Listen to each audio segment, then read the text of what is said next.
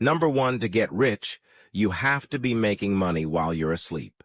The quote, "To get rich, you have to be making money while you're asleep," highlights the idea of passive income and the concept that in order to truly amass wealth, one should have income streams that are not solely dependent on active hour-by-hour work. Here's a breakdown of the quote. Making money while you're asleep. This refers to generating income without constant active effort. Passive income can come from various sources like investments, royalties from intellectual properties, real estate rentals, or even online ventures like affiliate marketing or blog revenues. To get rich.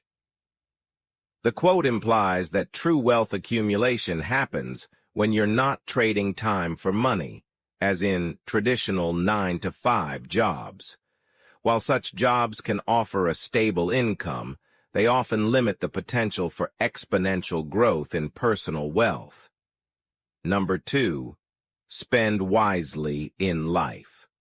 Always ensure that your cost of living is less than your own income. The quote, "Spend wisely in life."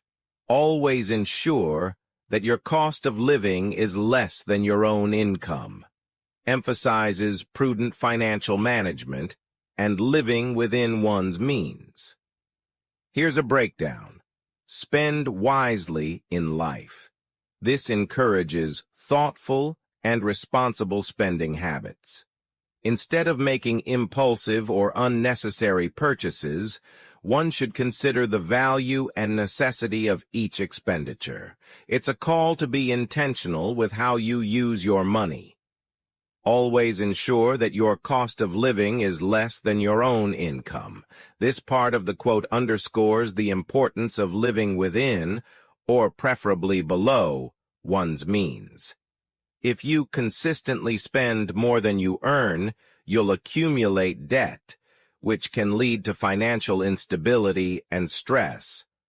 On the other hand, if you ensure that your expenses are less than your income, you can save, invest, and ultimately achieve better financial security and freedom. Number three, if you're saving, you're succeeding. The quote, "If you're saving, you're succeeding," emphasizes the importance and value of financial prudence and the act of saving money as a measure of success. Here's a breakdown. If you're saving, this refers to the act of setting aside a portion of one's income or resources rather than spending it all. Saving can be in the form of money, resources, or even time. It's about conserving and being intentional about not wasting or using up everything at once. You're succeeding. This suggests that the act of saving in itself is a form of success. In a society that often measures success by consumption or acquisition, like buying a big house, owning a fancy car, etc., this quote offers a counter-narrative. It says that success can also be measured by what you choose not to spend, by your discipline, and by your ability to think long-term and prepare for the future. Number four, wealth is not about having a lot of money. It's about having a lot of options. The quote, "Wealth is not about having a lot of money, it's about having a lot of options," delves into a deeper understanding of what it means to be wealthy beyond just the accumulation of money. Here's a breakdown. Wealth is not about having a lot of money. This first part challenges the conventional notion of wealth. Typically, when people think of wealth, they might envision stacks of money, luxury cars, mansions, and other tangible symbols of affluence. But this quote argues that this isn't the essence of true wealth. It's about having a lot of options. This part offers a redefinition of wealth. It suggests that wealth gives individuals freedom and flexibility in their choices. Having options could mean the ability to choose where and how you live, the kind of work you do, how you spend your time, whom you associate with, and so forth. It's about autonomy and the capacity to shape one's life according to one's own values and desires without being overly constrained. Number 5, money can't buy happiness, but it will certainly get you a better class of memories. The quote, "Money can't buy happiness, but it will certainly get you a better class of memories," touches on the nuanced relationship between money and personal well-being. Here's a breakdown. Money can't buy happiness. A widely accepted notion is that possessing wealth or material assets doesn't directly equate to true happiness or inner contentment. While money can make life more comfortable and alleviate certain stresses, it cannot purchase genuine emotions, meaningful relationships, or inner peace. Many people, despite being financially affluent, find themselves unsatisfied or unhappy because genuine happiness often stems from intangible aspects of life. But it will certainly get you a better class of memories. This part of the quote acknowledges that while money might not be a direct ticket to happiness, it can provide opportunities to create memorable experiences. This could be through travel, attending special events, pursuing hobbies, or any other experiences that might be out of reach without the necessary funds. Essentially, with money, you might have access to different, perhaps more luxurious or unique, experiences that can create lasting memories. Number 6. You either master money or, on some level, money masters you. The quote, "You either master money or, on some level, money masters you," speaks to the relationship people have with money and the influence it can exert over their lives. Here's a breakdown.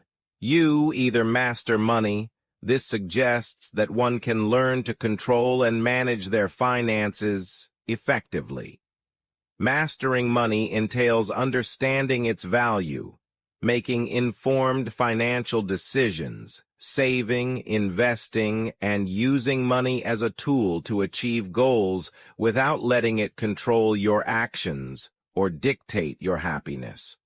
Or, on some level, money masters you. This implies that if one doesn't take control of their financial situation, they can become controlled by it.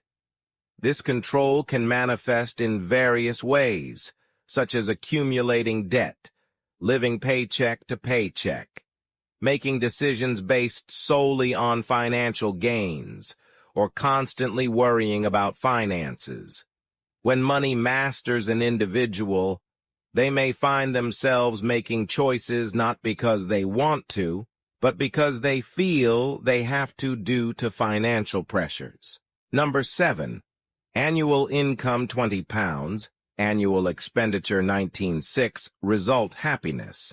Annual income £20, annual expenditure £20 ought, and 6 result misery. This quote is attributed to Charles Dickens from his novel David Copperfield. It offers a straightforward lesson on financial prudence and living within one's means. Let's break it down.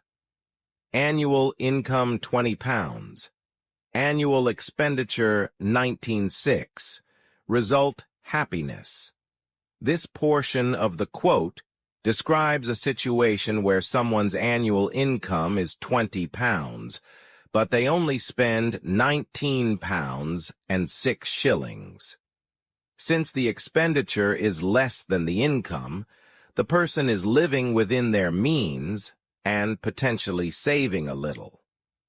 This leads to financial stability, which, in this context, results in happiness.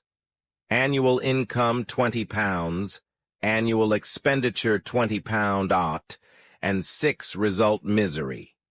Here, the same person with an annual income of £20 is spending slightly more than they earn, £20 and 6 shillings.